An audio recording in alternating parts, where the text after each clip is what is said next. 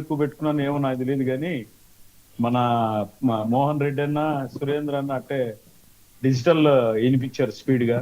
అట్లే కృష్ణాంజనేయ సార్ కూడా, సార్ నాకు చాలా రోజుల తర్వాత అంటే ఆ, ఒక పెద్దలుగా మిమ్మల్ని నేను అభినందించాలనిపించింది సార్. ఎందుకంటే అండ్ మాకు మొదటి నుంచి ఇవి ఉన్నాయి అవి ఉన్నాయి అని చెప్పుకుంటే వాస్తవ పరిస్థితులు ఇప్పుడున్న పరిస్థితులు చూసిన వ్యక్తిని నేను. ఆయన ఏ విధంగా ఒకళ్ళ మోహన్ అన్న ఆయన తప్పదు, ఆయన డిఫెండ్ చేయాలి, మాకేం లేదా చంద్రబాబు నాయుడుకి 2 ఎకరాలు ఉంది అని విమర్శిస్తున్నారు. కనీసం రాజారెడ్డికి కానీ రాజశేఖర రెడ్డికి కానీ ఆ 2 ఎకరాలు కూడా లేదని చెప్తున్నారు కదా.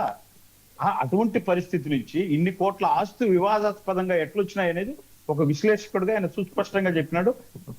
Thank you sir. అంటే నెక్స్ట్ మీరు ఏం చెప్తున్నారు ఏమనేది నాకు అనొచ్చు, కానీ ఇది ఎలా వచ్చింది వాస్తవంగా నేను ఇక్కడ వాళ్ళ ఆర్థిక మూలాలకు బీజం వేసినటువంటి ఊర్లో రైల్వే కోడ్లో నేనున్నాను. ఇక్కడ మైనింగ్ వచ్చి రాజారెడ్డి గారు చేయడం ఇవన్నీ ఓకే. నెక్స్ట్ జగన్మోహన్ రెడ్డి గారికి రాజకీయ అవగాహనతో పాటు రామాయణ భాగవత భారతాల మీద కూడా ఏదో మాట్లాడితే మనం దగ్గర అవుతామని చెప్పారు, ఒక మంచి సలహానే ఇస్తున్నారు. బట్ అక్కడ కృష్ణుడు ఉన్నాడు, శకును అంటున్నాడు. నాకు తెలిసి ఎవరు సజ్జల నేను అనుకుంటున్నా, మేబీ ఇన్ మై ఒపీనియన్. ఎందుకంటే ఈరోజు ఏదో నువ్వు బయటికి పో అని ఒక వార్త వస్తాను, బయట చూసినావో లేదో, నీ ఇష్ట ప్రకారం నువ్వు ఎక్కడ ఉంటాడు రాజధాని అని నువ్వు మాట్లాడతావా, నీదేనా వైసీపీ అంటే. దాంతో కొంతమంది కూడా అన్నయ్య బాగా మాట్లాడుతున్నాడు అని, ఇది వాళ్ళ పర్సనల్ డ్రామాని ఏమో నాకు తెలియదు. కానీ సరే ఒక్క విషయం గుర్తించాల్సింది ఏంటంటే వైసీపీ నాయకులు కానీ జగన్మోహన్ రెడ్డి గారు కానీ, కృష్ణుడు ఒకవేళ ఇళ్ళ పక్కే ఉన్నాడు అర్జునుడే వస్తాను చెప్తుంటే పాండవులు పాచికలాడుతున్నారు.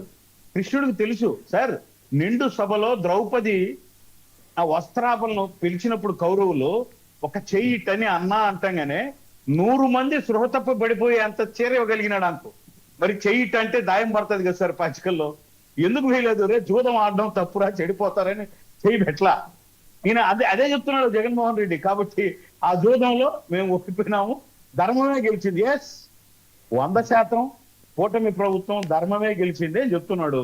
నెక్స్ట్ ఇంకా రెండోది, మీరు మాట్లాడిన ఈ అంశాలన్నిటిలో దీనికి వస్తే సూపర్ హిట్స్ సభ గురించి చెప్పినాడు అన్న. నేను 4 రోజులు అక్కడ కోఆర్డినేషన్ కమిటీలో ఉన్నా, కంట్రోల్ కమాండ్ లో కలిసి పనిచేసినా కాబట్టి చెప్తున్నా, మీకు ఎక్కడ పట్టు అనిపించింది సభ అంటే? జనం తక్కువ అనిపించి ఏదో 4 లారీలు మాడికాయలు తోలి తలకాయలు మాడికాయలు ముందే రోడ్లలో తోలండి జగన్మోహన్ రెడ్డికి మందిచ్చి పిలుచుకోవచ్చు ఆ మాడికాయల మీద నడిపించిన సభల కంటే 10,000 రెట్లు జనాలు నిజంగా సొంతగా తరలి వచ్చి జైజైలు బరికారన్న. టైం తెలుసా అన్న? 12:45 1 గంట మధ్యలో దోలారన్న. 2 గంటల 12:30కు వచ్చారు. ఆ టైంలో మీకు ఎలా ఉంటుందో తెలుసు కదా, ఎండ 2 వరకు కనీసం ఒక్క వ్యక్తి కూడా కదలారు. నిజంగానే ప్రోగ్రాం 4 అవర్స్ నుంచి 2 అవర్స్ 1.5 అవర్ కుదించుకున్నారు సార్. చాలా స్పీచ్లు కట్ చేశారు. ఎందుకంటే ఇంత మంచి ఎండలో ఇంతమంది ప్రజల్ని ఇబ్బంది పెట్టడం తగదు అని యాక్చువల్ గా వాళ్ళ మీద కూడా కార్పెట్ వేసుకోవాలా సభలో. అంటే గెస్టులు కూర్చున్న సీఎం కూర్చున్న పైన కూడా ఏమాత్రం ఏమీ లేకుండా ఇట్లే జరిపినారు సభను.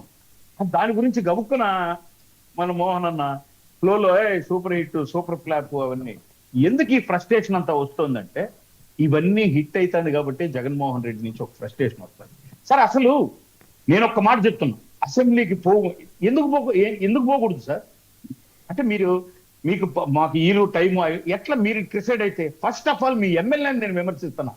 తాటిపర్తి చంద్రశేఖర్ లాంటి అప్పుడున్న పెద్దలు కృష్ణాంజలిలు అందరితో కలిసి మన వర్మ గారు అందరితో ఆయన చేశాడు. ఆయన ఈరోజు వైసీపీ మొదటి ఎమ్మెల్యే, ఫస్ట్ టైం గెలిచినాడు.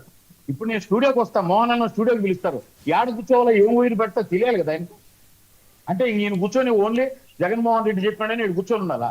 అంటే రాజ్యాంగ విలువలు అంటే ఏంటి, అసెంబ్లీ అంటే ఏంటి, అసెంబ్లీలో దానికి ఉన్నటువంటి స్థానం ఏంటి, మనకు ఎప్పుడు అవకాశం